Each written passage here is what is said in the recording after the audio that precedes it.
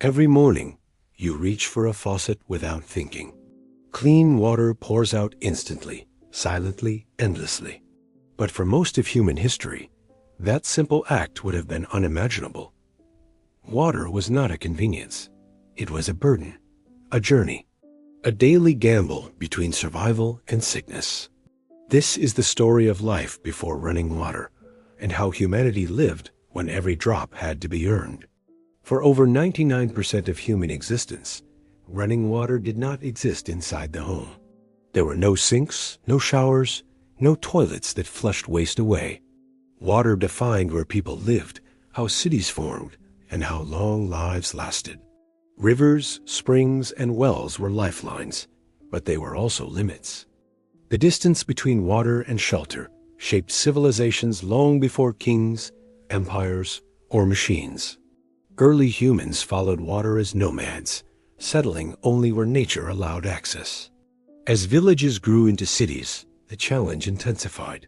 How do you supply thousands, sometimes millions of people with enough water to drink, cook, clean, and survive without modern technology? In ancient civilizations, water collection was both engineering triumph and daily toil. The Indus Valley Civilization built some of the world's earliest drainage systems, while ancient Mesopotamians dug canals by hand, redirecting rivers with primitive tools. These systems were fragile, easily clogged or contaminated. In ancient Rome, aqueducts carried water across vast distances using gravity alone. They were marvels of engineering, but they did not eliminate labor. Water flowed to fountains and baths, not private homes. Most Romans still carried water in jars. Public latrines dumped waste directly into rivers, poisoning downstream communities. In medieval Europe, life became even harder. Roman infrastructure collapsed and cities shrank.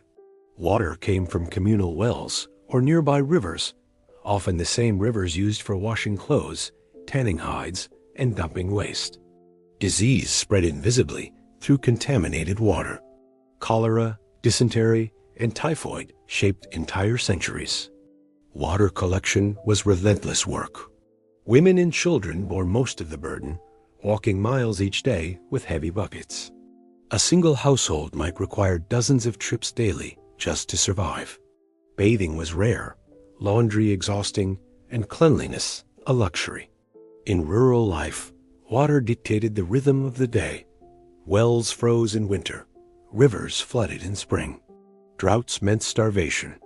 In cities, water carriers emerged as a profession, selling water by the bucket. The poor paid more for worse water. Inequality flowed directly from access.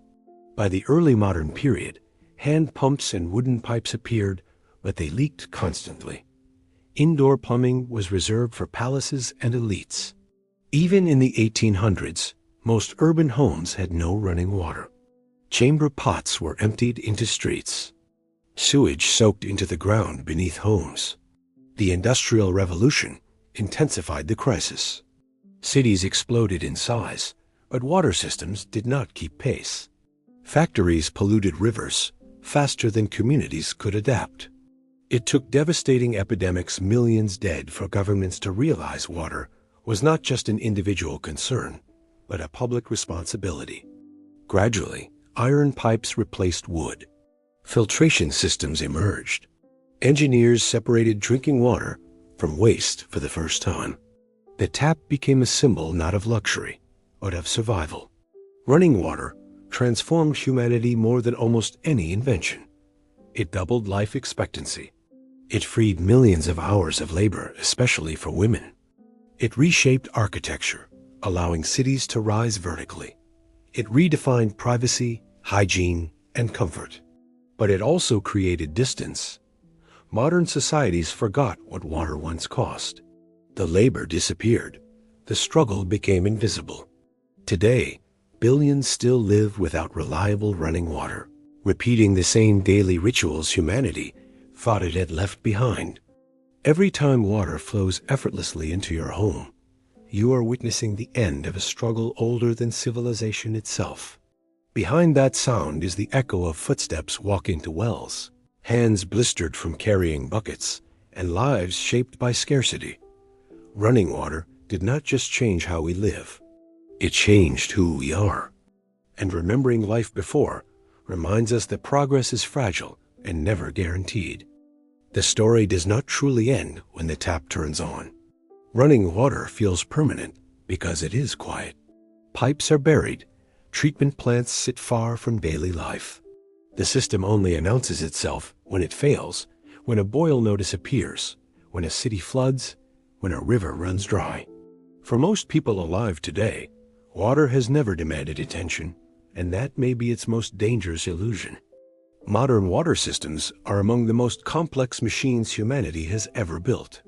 Thousands of miles of pipe, pumps that run day and night, chemicals carefully balanced to kill invisible threats. All of it depends on energy, maintenance, and stability. When wars erupt, when economies collapse, when climate shifts faster than infrastructure can adapt, water is often the first casualty. History shows this pattern clearly. Civilizations rarely fall because they forget how to wage war. They fall because they can no longer manage water. Aqueducts crack, wells run dry, floods overwhelm drainage. What once sustained life becomes a force of displacement and death. Climate change is quietly rewriting the ancient rules. Glaciers that fed rivers for millennia are shrinking. Droughts are lasting longer. Storms are growing stronger, overwhelming systems designed for a calmer world. In some places, seawater is pushing into freshwater supplies, poisoning wells just as surely as medieval waste once did. And once again, the burden is uneven. The wealthy insulate themselves with bottled water, filters, and private systems. The poor wait in lines. They carry containers. They ration. They fall sick. The old patterns are returning, not because humanity forgot how to build pipes, but because access remains unequal. Yet there is another lesson buried in this history. Humans have always adapted. They have dug canals with bare hands, spanned valleys with stone, and learned often through tragedy that clean water saves more lives than any weapon or cure. Every major leap forward began with the same realization. Water is not a privilege. It is infrastructure. It is survival. A tap in your home is a fragile miracle. It represents centuries of trial and error, of suffering turned into knowledge, of labor passed down and finally made invisible. It is the final step in a journey that once defined every hour of every day. When you turn it on tomorrow morning, pause for a moment. Listen to the sound. That steady flow carries more than water. It carries history of people who walked miles so you wouldn't have to, of cities that rose and fell around wells and rivers, of a struggle humanity is still fighting in many corners of the world. Running water did not end the story of survival. It simply moved it underground.